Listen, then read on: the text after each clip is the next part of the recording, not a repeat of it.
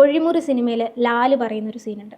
അതായത് എനിക്ക് എൻ്റെ അമ്മയെ ഭയങ്കര പേടിയായിരുന്നു. അപ്പം ആ വൈഫ് അതുപോലെ ആവരുത് എന്ന് വിചാരിച്ചിട്ട് ആദ്യമേ ഇവരെ വളരെ സപ്രസ് ചെയ്ത് നിർത്തിയതായിരുന്നു എന്ന്. ആ ഭയമാണ് ശരിക്കും പറഞ്ഞാൽ പുള്ളീനെ കൊണ്ട് വൈഫിൻ്റെ അടുത്ത് അത്ര അബ്യൂസീവായി നിൽക്കാൻ പ്രേരിപ്പിച്ചത്. അതിലേക്ക് നയിക്കുന്ന കാരണങ്ങൾ ഈ പറഞ്ഞ പോലെ അവരുടെ ചൈൽഡ്ഹുഡിലുണ്ടായിട്ടുള്ള ട്രോമകളോ അല്ലെങ്കിൽ അവരെ മിസ്ട്രീറ്റ് ചെയ്യപ്പെട്ടതോ നെഗ്ലക്റ്റ് ചെയ്യപ്പെട്ടതോ ഒക്കെ ആവാം. അതുപോലെ ഇതിൽ മൂഡ് ഡിസോർഡേഴ്സിൻ്റെ എത്ര വലിയ റോളാണ് ഉള്ളത്?